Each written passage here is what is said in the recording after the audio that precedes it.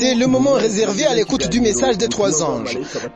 Le premier ange disait d'une voix forte, « Craignez Dieu et donnez-lui gloire, car l'heure de son jugement est venue, et adorez celui qui a fait le ciel et la terre, et la mer et les sources d'eau. » Et un second ange suivit en disant, « Elle est tombée, Babylone la grande, qui a abreuvé toutes les nations du vent de la fureur de son impudicité. » Et un troisième ange le suivit en disant d'une voix forte, « Si quelqu'un adore la bête et son image, et reçoit une marque sur son front ou sur sa main, il boira lui aussi du vent de la fureur de Dieu versé sans mélange dans la coupe de sa colère, et il sera tourmenté dans le feu et le soufre devant les saints anges et devant l'agneau. »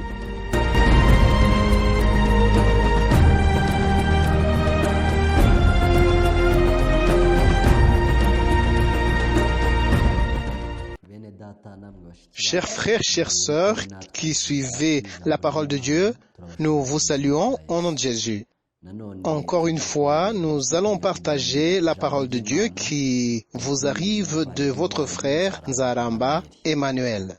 Le sermon d'aujourd'hui nous parle d'un homme que Dieu a cherché et trouvé. Cet homme avait un cœur très endurci.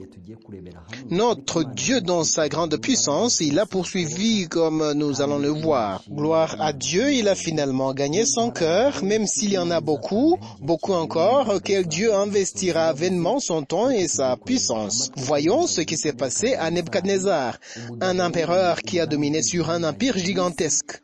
C'est un homme auquel Dieu a investi un moment important pour qu'il puisse le trouver. Fort heureusement, il a trouvé finalement. Avant de commencer notre sermon, nous allons nous humilier pour la prière.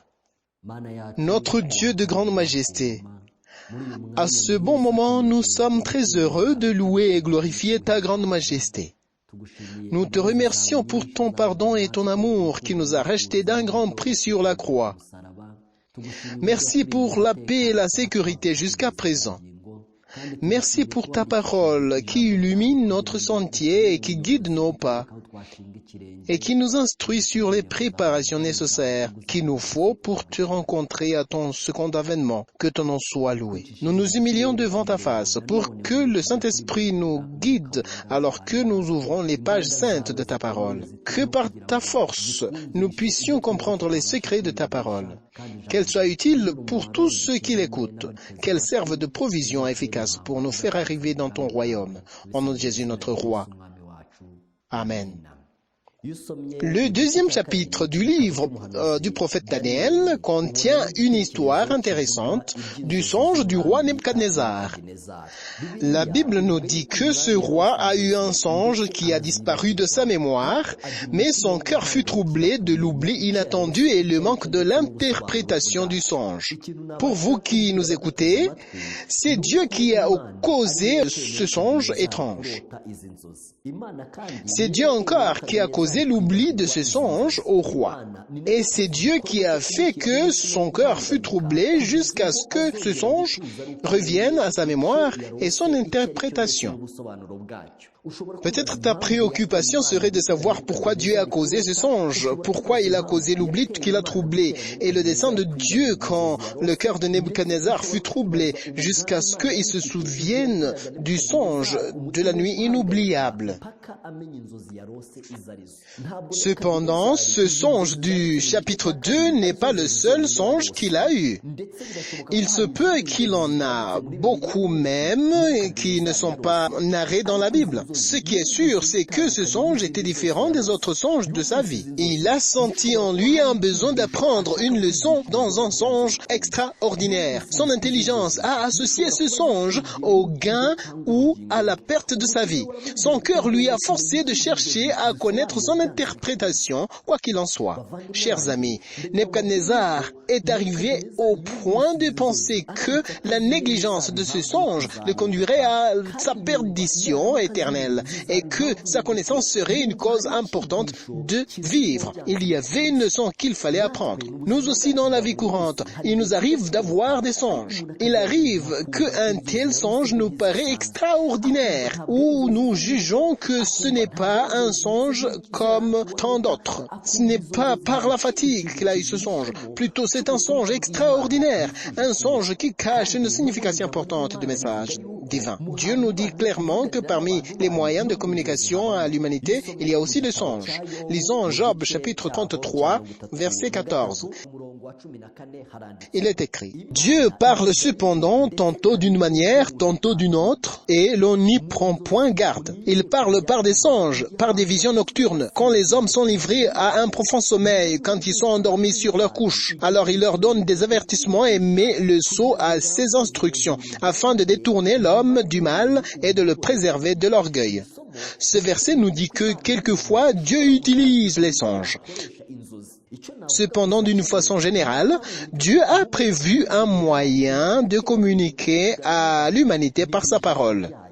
Mais Dieu accepte d'utiliser d'autres voies de communication, surtout quand, par sa parole, quelqu'un n'a pas pu saisir le message qui lui concerne. Dieu peut accepter que son message soit transmis dans le songe, mais comprenons que sa communication par le songe n'est pas une voie de communication normale. Ce qui est normal, c'est l'entendement de sa voix à travers sa parole. Mais quand quelqu'un échoue de saisir son message par sa parole, Dieu peut utiliser un moyen extraordinaire comme le songe, tel que nous le trouvons dans ce verset. Quelque chose de très étonnant pour certains. Il arrive d'avoir un songe où quelqu'un regarde et voit le jour d'enlèvement des saints. Au retour de Jésus, il ou elle voit les autres monter au ciel, sauf lui, car à l'entrée on lui a éjecté en dehors. Malgré tout, il prend ce songe pour un songe comme tant d'autres, ou bien comme un avertissement de Dieu au travers les rêves. Il voit sa fin déplorable, mais il dit, peu importe. Mon ami Nebuchadnezzar a pu savoir que ses rêves étaient différents des rêves ordinaires. La Bible dit que son esprit fut agité par les rêves. Il fut saisi de la terreur. Son cœur fut troublé et il conclut que ces rêves-là contenaient un message divin.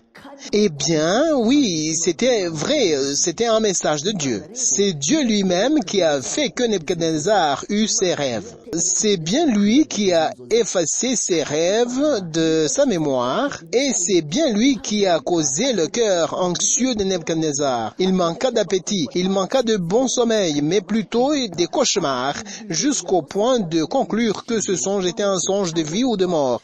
Dieu dans sa puissance, cher ami, que ce soit le songe lui-même, que ce soit l'oubli de ce songe, Dieu dans sa puissance avait un seul objectif, lequel?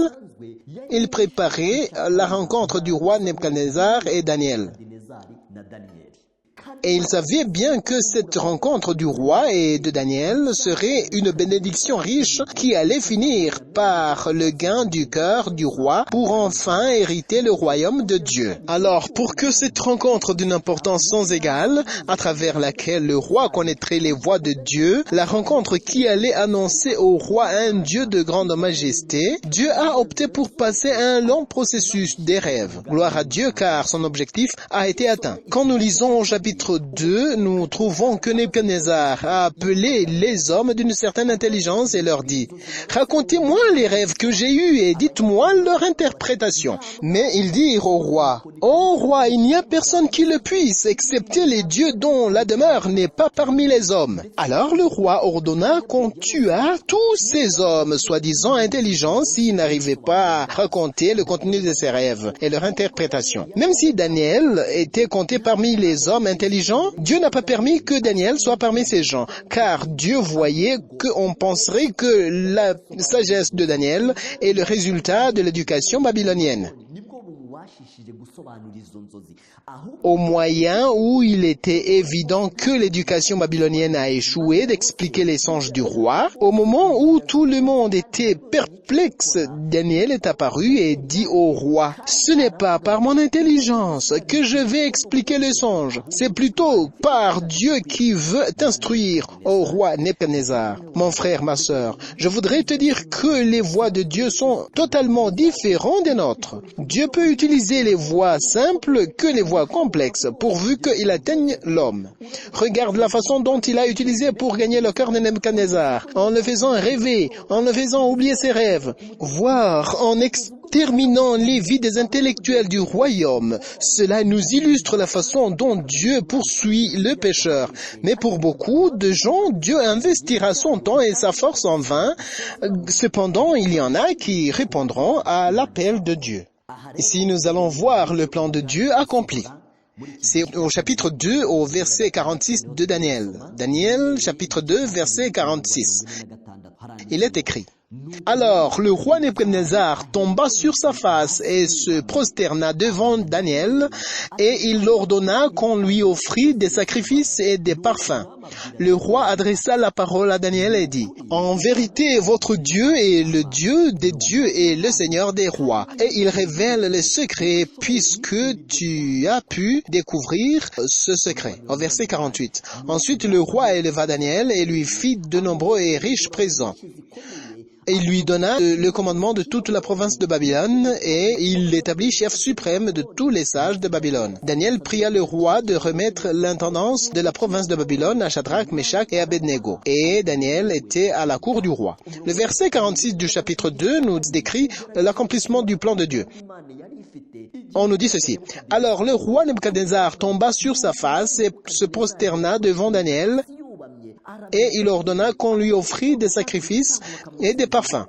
Le roi adressa la parole à Daniel et dit: En vérité, votre Dieu est le Dieu des dieux.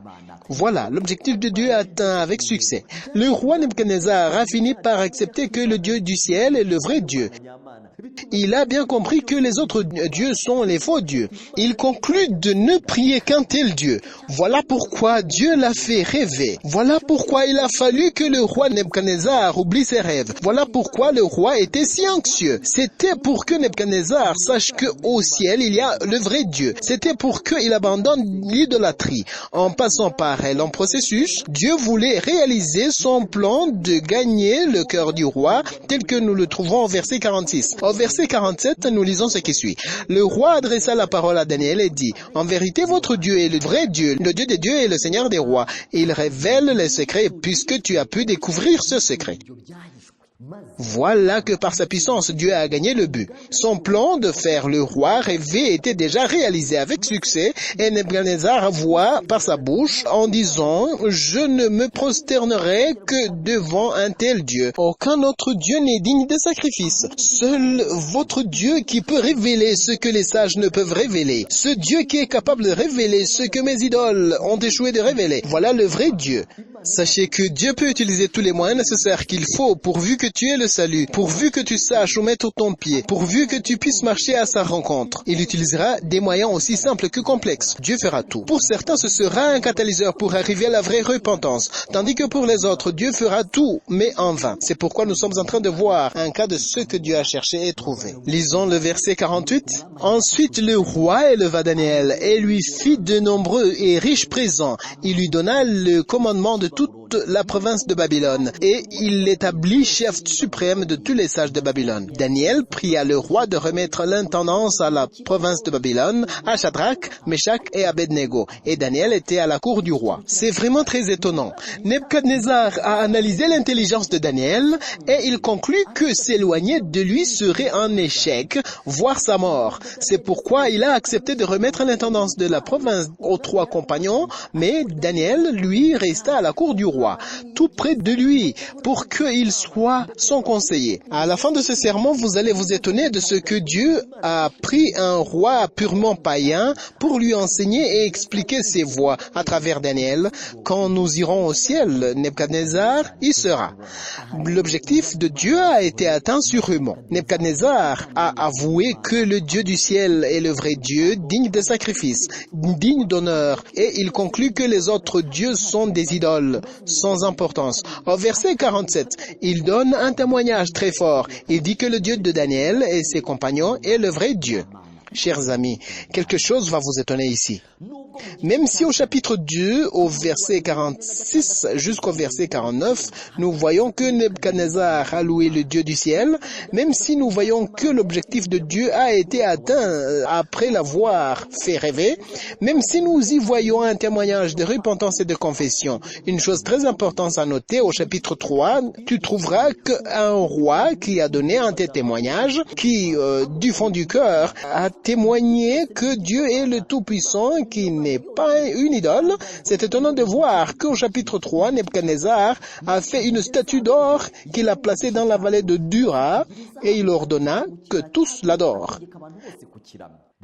Laisse-moi vous dire une chose. L'être humain est absolument imprévisible et très complexe. Il n'est pas facile de décrire ce qui a causé au roi Nebuchadnezzar de créer la statue. Une autre chose étonnante, c'est que cette statue était la statue d'or en entier.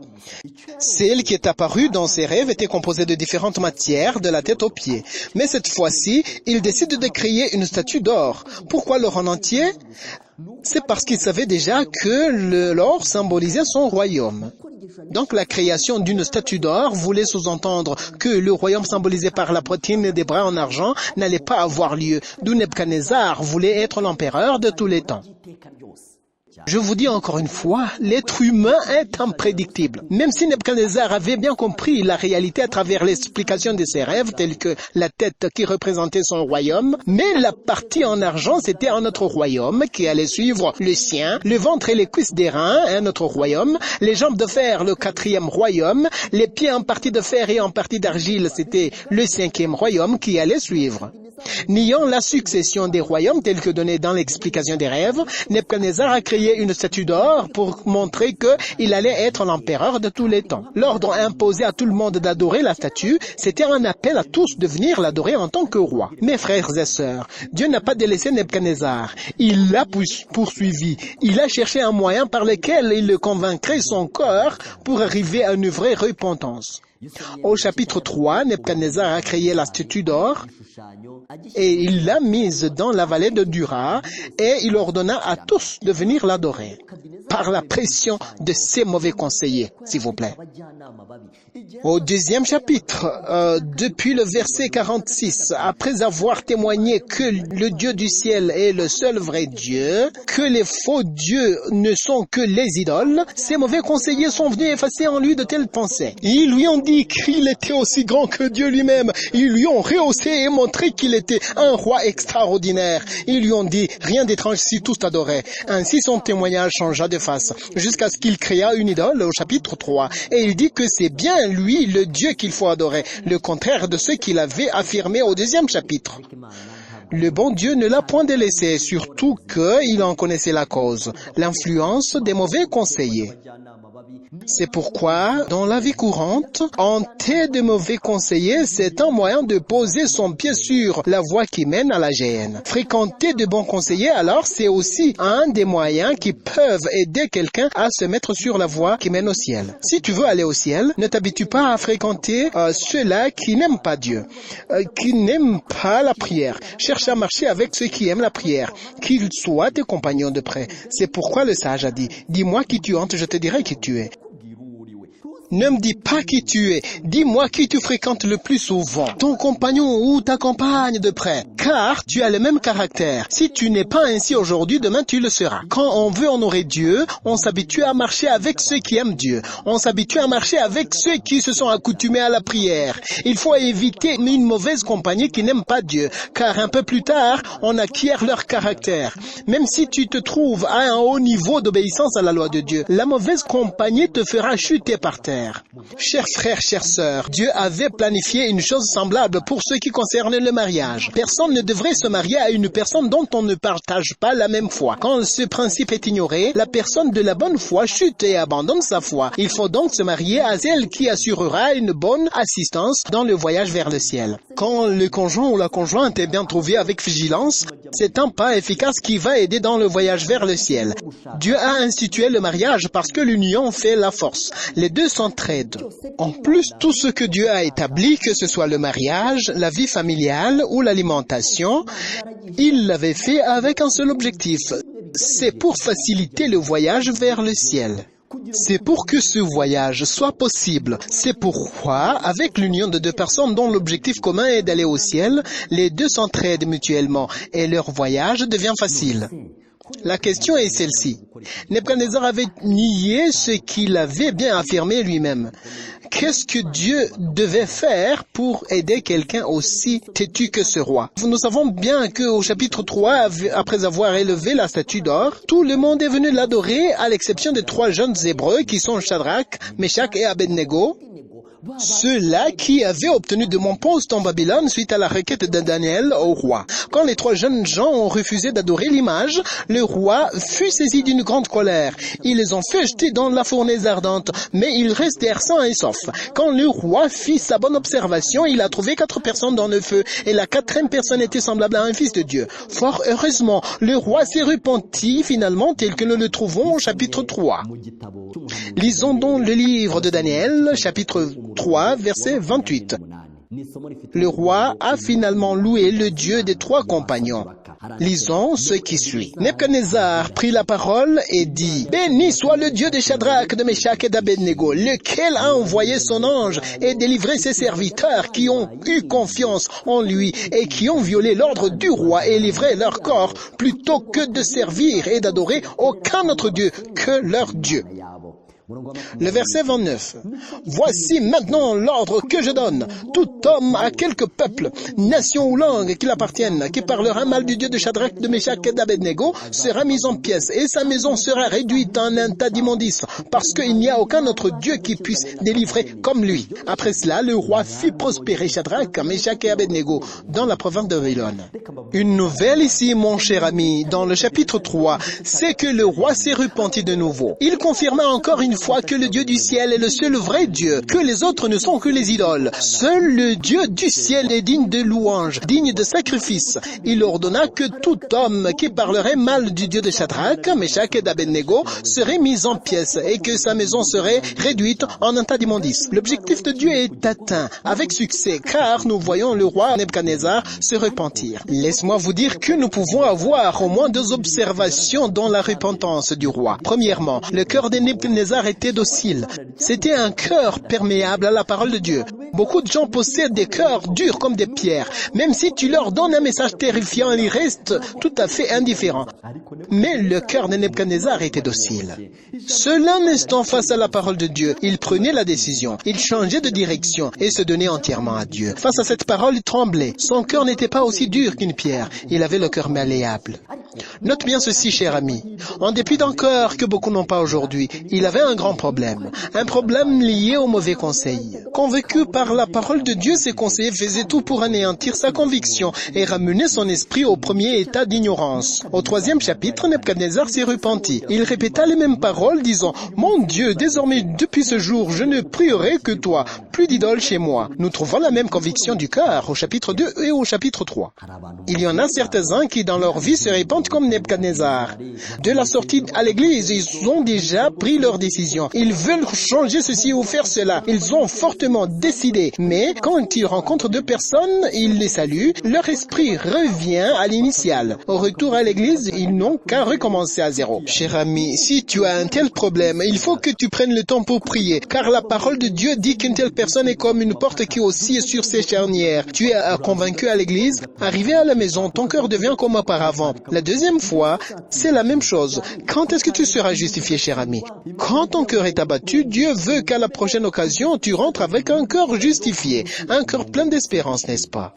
Mais parce que tu rencontres beaucoup d'entraves qui te font reculer, tu es comme une porte qui oscille sur ses charnières.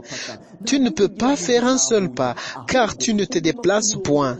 Quand tu écoutes la parole de Dieu, tu trembles pour un moment. Tu mets les moments spéciaux de la prière, car tu reconnais que tu as un problème. Mais tu ne parviens pas à mettre tes décisions en pratique. Tu as un grand problème. Prie pour ça, cher ami, pour que Dieu puisse t'aider. Dieu a bien vu le problème de Nebuchadnezzar, sa situation. Il a vu aussi son cœur docile, mais également, il a vu ses mauvais conseillers et il décida de lui chercher la solution.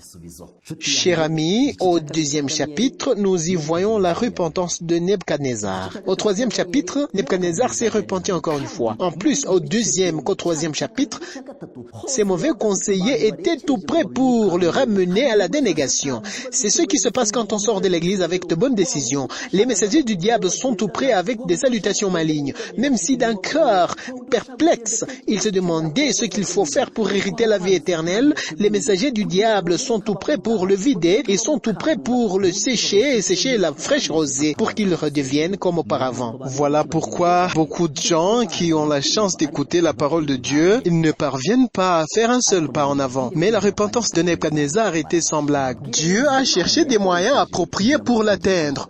Au 3e chapitre aussi, le roi a donné un témoignage. Il a témoigné sa majesté, il a proclamé qu'il n'adorerait que ce Dieu d'une puissance sans égale. Il leur ordonna tous à faire de même. Malheureusement, comme c'est le cas au 2e chapitre, il est retombé dans la refroidure.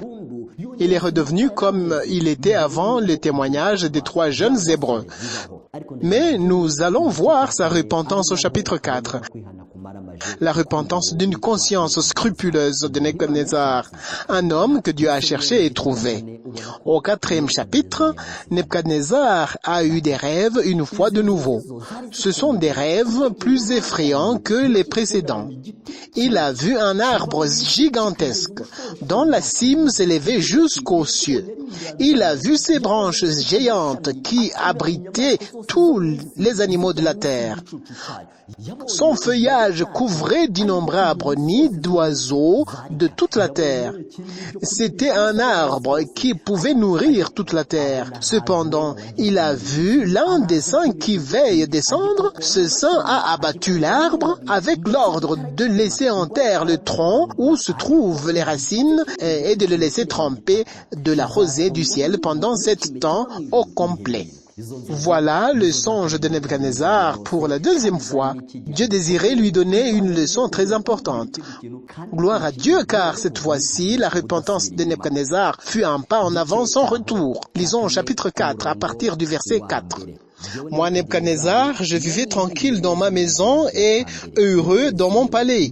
J'ai eu un songe qui m'a effrayé. Les pensées dont j'étais poursuivi sur ma couche et les visions de mon esprit me remplissaient d'épouvante. J'ordonnais qu'on fît venir devant moi tous les sages de Babylone afin qu'ils me donnassent l'explication du songe. Alors vinrent les magiciens, les astrologues, les chaldéens et les devins. Je leur dis le songe et ils ne m'en donnèrent point l'explication. En dernier lieu, se présenta devant moi Daniel nommé Belteshazzar, d'après le nom de mon Dieu, et qui a en lui l'esprit des dieux saints. Je lui dis le songe. Belteshazzar, chef des magiciens, qui a en toi, je le sais, l'esprit des dieux saints, et pour qui aucun secret n'est difficile. Donne-moi l'explication des visions que j'ai eues en songe. La suite, c'est le roi qui commence à narrer ce qu'il a vu dans ses visions et en ces mots. Voici les visions de mon esprit. Pendant que j'étais sur ma couche, je regardais et voici, il y avait au milieu de la terre un arbre d'une grande hauteur. Cet arbre était devenu grand et fort, sa cime s'élevait jusqu'aux cieux et on le voyait des extrémités de toute la terre. Son feuillage était beau et ses fruits abondants. Il portait de la nourriture pour tous. Les bêtes des champs s'abritaient dans son ombre. Les oiseaux du ciel faisaient leur demeure parmi les branches, et les êtres vivants tiraient de lui sa nourriture. Dans les visions de mon esprit que j'avais sur ma couche, je regardais et voici un de ceux qui veillent, qui sont saints, descendre des cieux. Il cria avec force et parla: abattez l'arbre et coupez ses branches, secouez les feuilles et dispersez les fruits, que les bêtes fuient de dessous et les oiseaux du milieu de ses branches. Le verset 15, lisons. Mais laissez en terre le tronc où se trouvent les racines et liez-le avec des chaînes de fer et d'airain parmi l'herbe des champs, qu'il soit trempé de la rosée du ciel et qu'il ait, comme les bêtes, l'herbe de la terre pour partage. Son cœur d'homme lui sera ôté et un cœur de bête lui sera donné, et 7 temps passeront sur lui. Cette sentence est un décret de ceux qui veillent. Cette résolution est un ordre des saints afin que les vivants sachent que le Très-Haut domine sur le règne des hommes, qui le donne à qui lui plaît et qu'il élève le plus vil des hommes. Voilà le songe que j'ai eu, moi, le roi Nebuchadnezzar. Toi, Belchazzar, donne-en l'explication, puisque tous les sages de mon royaume ne peuvent me la donner. Toi, tu le peux, car tu as en toi l'esprit de Dieu saint. Voilà, en détail, le songe de Nebuchadnezzar. Daniel, le serviteur de Dieu, en donnant son explication concernant le grand arbre, a dit, « Eh bien, roi, cet arbre, c'est toi-même. » Le Très-Haut t'a donné la domination, le règne, et comme tu as vu que tout se trouvait en dessous de ses branches, tous les hommes sont entre tes mains. Tu fais tout ce que tu as résolu, ô roi Nebuchadnezzar. Dieu t'a élevé. Comme tu as vu tous les animaux, ils trouvent de l'abri dans les branches de l'arbre. C'est la bénédiction que Dieu t'a comblée, ô roi, mais tu ne t'es jamais humilié devant lui. Tu ne lui as jamais donné gloire. Toutes ses instructions ont été vaines. C'est pourquoi Dieu va te surprendre. Il va faire de toi quelque chose d'étrange. Normalement, Dieu désire que les gens se confient en lui dans des bonnes circonstances. Il désire qu'ils se répandent sans pour autant perdre leur bien matériel. Il désire leur repentance en bonne santé. Mais je voudrais vous dire, chers frères et sœurs, Dieu cherche l'homme dans de bonnes circonstances. Quand il ne le trouve pas, il utilise les voies qu'il ne pourrait pas désirer. Si toutefois l'homme reste indifférent, Dieu le laisse. Il s'avère impossible pour certaines gens de se repentir à moins qu'ils ne passent par la prison. Car, comblés de richesses, ils ne peuvent pas écouter l'appel du Sauveur. C'est pourquoi, en prison, quand le bruit de la richesse devient silencieux, ils peuvent écouter. Tout comme Nebuchadnezzar. Cher ami, Dieu a préparé et a donné la première prédication à Nebuchadnezzar quand il reçut l'explication de ses rêves au 2e chapitre. Sa repentance n'a duré qu'un petit moment et il finit par nier les instructions. Dieu lui donna la 2e prédication. Quand les jeunes Hébreux furent jetés dans la fournaise ardente, cette prédication toucha son cœur, mais sa repentance ne dura qu'un petit moment et il tomba de nouveau. Cher ami, Dieu lui a donné une prédication sans égale. Il a fallu qu'il apprenne la leçon de Dieu dans de mauvaises circonstances cette fois-ci. Laisse-moi vous dire, c'est très triste de voir que quelques personnes ne peuvent pas se confier en Dieu à moins qu'elles soient hospitalisées pendant une année. Sinon, les bénédictions que Dieu verse sur elles ne leur disent rien et n'en pensent jamais. Elles se vantent qu'elles sont bénies par leur propre force et intelligence. De telles personnes doivent apprendre comme Nebuchadnezzar. Chers frères, chères sœurs, il n'y a aucun principe divin qui stipule que la repentance doit nécessairement se faire en prison ou bien à l'hôpital. Non. Dieu désire que tu puisses le suivre, muni de tes bénédictions et muni de ta richesse. Les enfants qu'il t'a donnés te sont-ils devenus des idoles? Attends-tu qu'ils meurent d'abord pour que tu reviennes à la raison? Attends-tu que ton épouse meure d'abord? Est-ce bien elle qui est devenue une entrave à ta repentance? Cher ami, réfléchis bien. Dieu cherche l'homme dans de bonnes circonstances. Il ne parvient pas à gagner son cœur, le cherche dans de mauvaises circonstances. Quand il fait les deux sans résultat, il le laisse dans sa saloperie, car il n'use pas de force. Cher ami, refusant d'apprendre la leçon de Dieu dans le palais royal, il l'a appris dans la jungle, broutant l'herbe. La brume se condensait en rosée sur tout son corps. Les animaux le fuyaient. Il a passé ses temps dans la forêt. La servante de Dieu a écrit que la bénédiction de Dieu, c'est sa voix qui nous parle. Mais quand nous ne parvenons pas à saisir son message, il nous parle par le retrait de sa bénédiction. Elle a écrit encore, « Il arrive que Dieu nous ôte les idoles telles que la maison, le sol fertile, pour que notre cerveau parvienne à réfléchir comme il faut, pour que nos yeux s'ouvrent. S'il te plaît, est-il nécessaire que tu attendes le moment si pénible?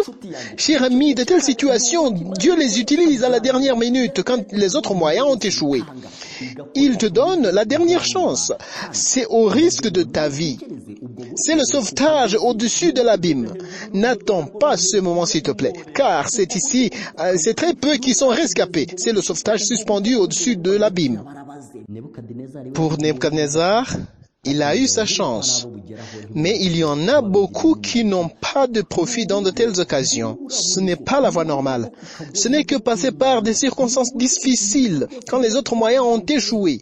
Dieu accepte que quelqu'un passe par la prison. On ne sait même pas pourquoi on y entre. Après avoir saisi parfaitement les messages de Dieu, les portes sont ouvertes et ils sortent de la prison. Dans la même circonstance, Dieu accepte que quelqu'un fasse un accident. Il entre à l'hôpital après avoir saisi la leçon de Dieu dans le calme, quand il n'est pas suffoqué par beaucoup de gens qui ont besoin de lui, non, dans le calme, ne pensant seulement qu'à lui-même. Après avoir appris cette leçon, Dieu ouvre les portes. Chers frères, chères sœurs, ce qui s'est passé à Nebuchadnezzar est étrange. Dieu est très bon, tout le temps. Il a dit à Nebuchadnezzar ce qui lui attendait au moyen des rêves de l'arbre et de l'un de ceux qui veillent, qu'il a coupé. Il lui a dit tout ce qu'il allait avoir lieu. Et en plus, pendant toute l'année que Dieu a attendu Nebuchadnezzar pour qu'il change de direction. Daniel, après avoir expliqué le songe au roi, il lui a donné un conseil. Nous trouvons cela au verset 27. C'est pourquoi, ô roi, puisse mon conseil te plaire. Mais en termes à tes péchés, en pratiquant la justice et à tes iniquités, en usant de compassion envers les malheureux, et ton bonheur pourra se prolonger. Daniel a dit à Nebuchadnezzar, cher roi, cette sentence de Dieu est insupportable. J'ai même difficile à t'expliquer. C'est le malheur qui t'attend. Tu seras chassé des hommes. Bientôt tu vas entrer dans la forêt comme les animaux. Cher Nebuchadnezzar, tu brouteras l'herbe. Ô roi, c'est la signification de ton songe. Cher Nebuchadnezzar. Maintenant, écoute bien mon conseil. Mets en terme à tes péchés, cher ami.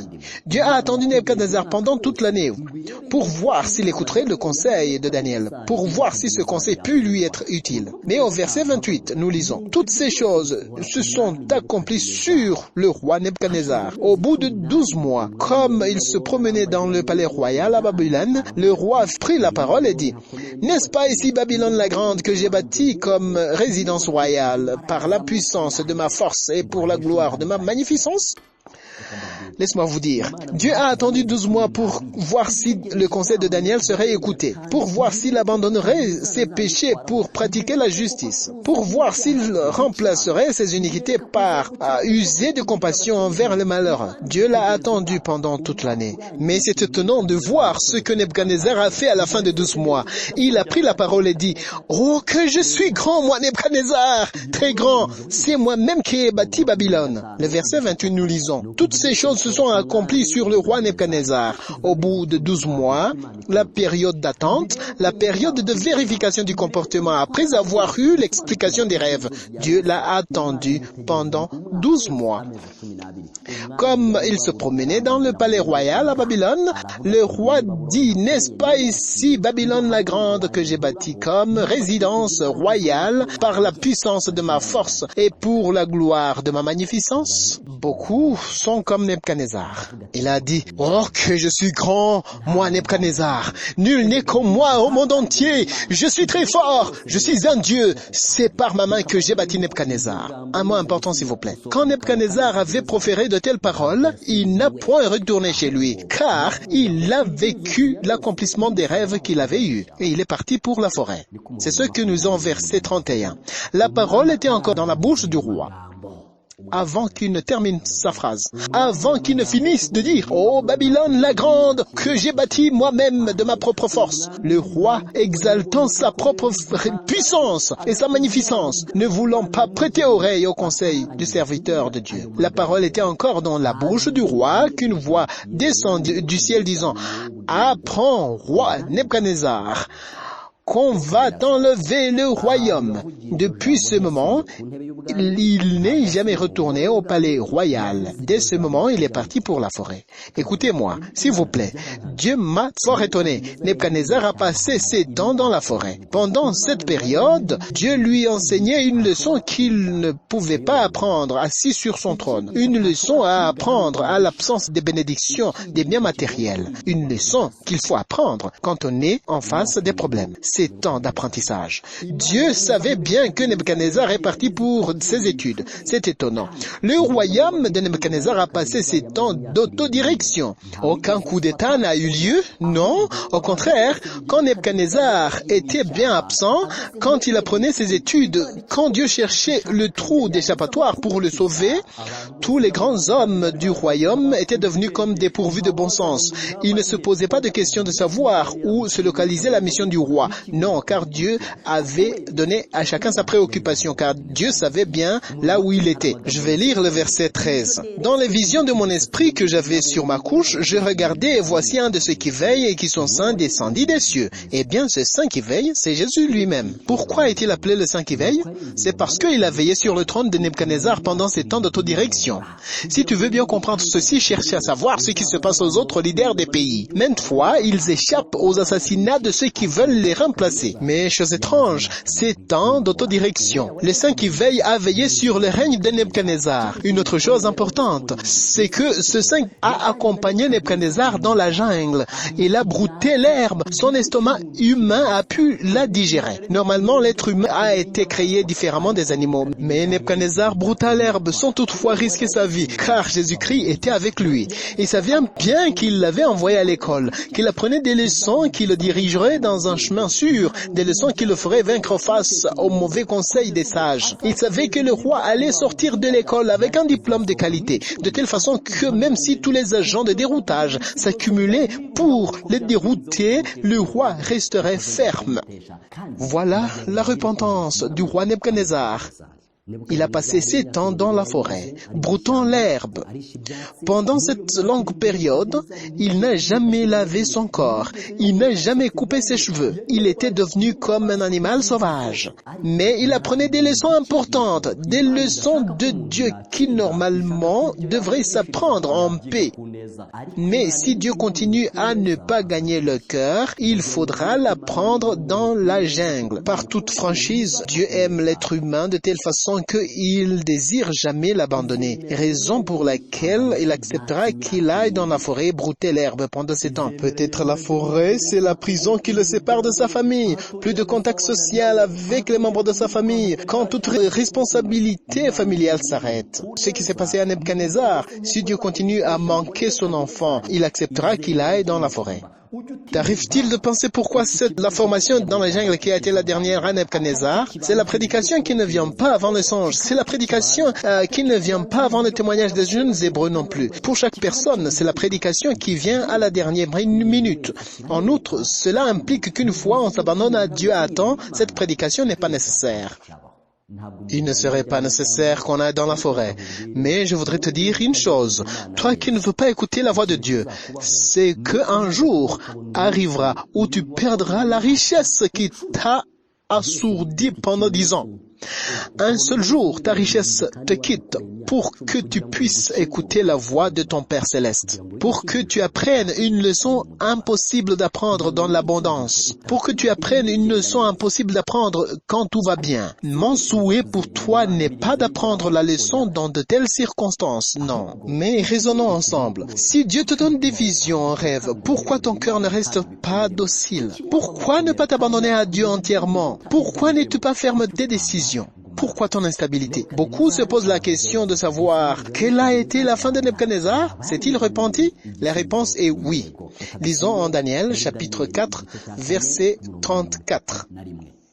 Après le temps marqué, c'est-à-dire 7 ans, moi, Nebuchadnezzar, je levai les yeux vers le ciel, et la raison me revint.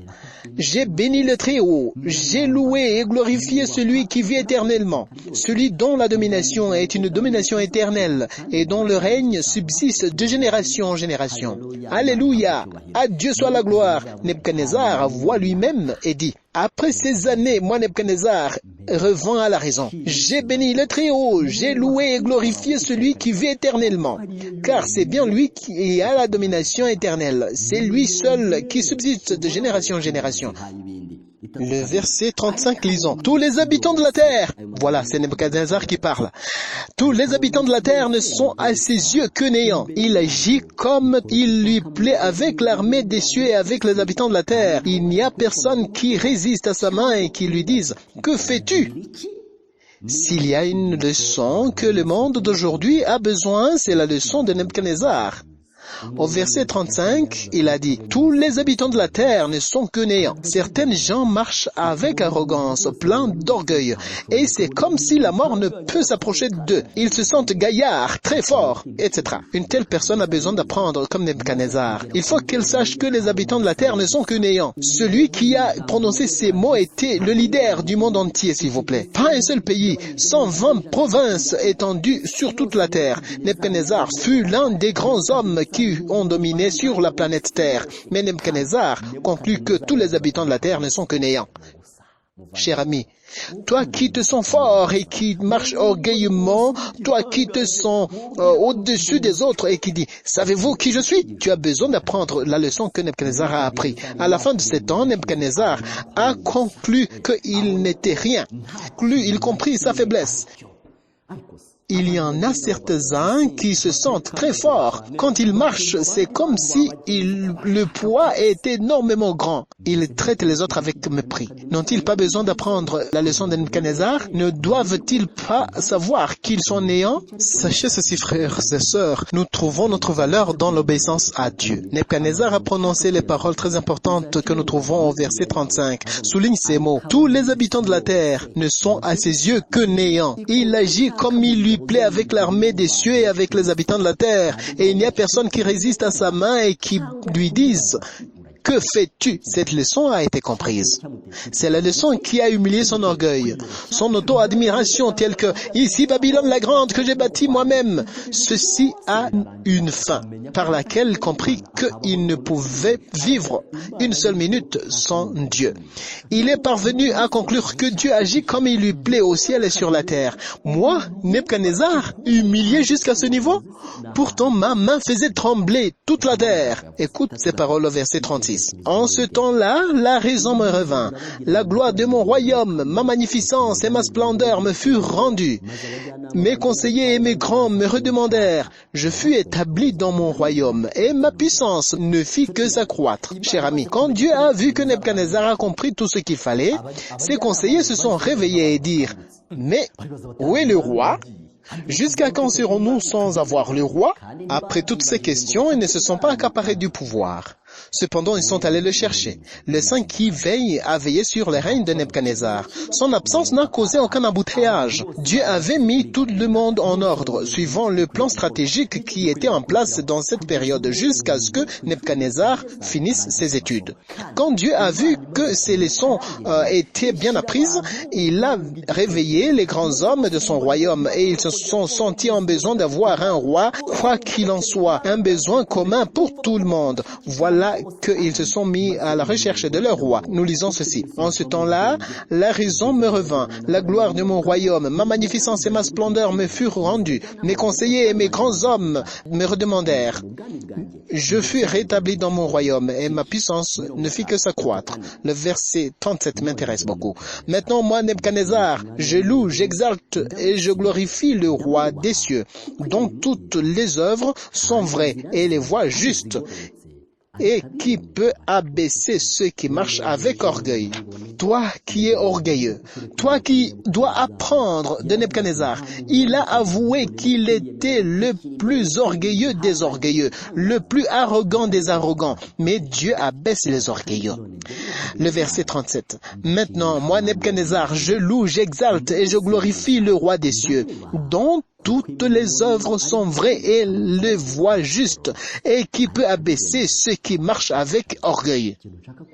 Je veux que tu saches que l'histoire de Nebuchadnezzar prend sa fin au 4e chapitre qui se termine par sa repentance. Prochainement, nous allons exploiter le chapitre 5 qui, différemment du chapitre 4, parle d'un autre homme, un roi qui n'est pas Nebuchadnezzar. Le titre du sermon sera « Un homme que Dieu a cherché et qui n'a pas été trouvé ». Cher ami, il faut que tu saches que les deux histoires de ces deux rois, c'est une réalité qui se réalise dans les vies des habitants de la terre. Pour les uns, Dieu investira son temps et sa force en vain. Pour les autres, il les trouvera. Gloire à Dieu, la fin de Nebuchadnezzar a été couronnée du succès. Plus d'orgueil, plus d'idolâtrie. Dès ce jour-là, il commença une nouvelle vie. Avec toute sincérité, il s'est repenti.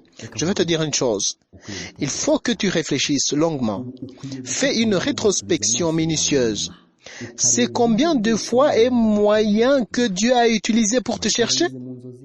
Peut-être par des songes différents, des rêves ordinaires. Peut-être tu n'as pas compris la signification, mais tu réalises que Dieu veut te parler à travers ces rêves. Aujourd'hui même, prends un moment pour une réflexion sur ton passé. Peut-être il y en a beaucoup qui ne sont plus à cause de l'insécurité sociale, la guerre. Toi, tu es toujours en vie.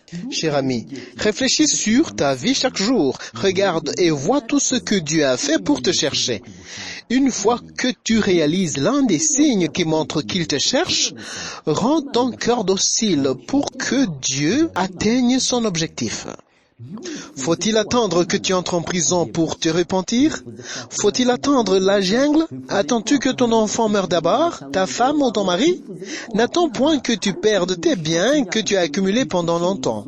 Si tu entends la douce voix de ton Dieu, ouvre ton cœur, s'il te plaît.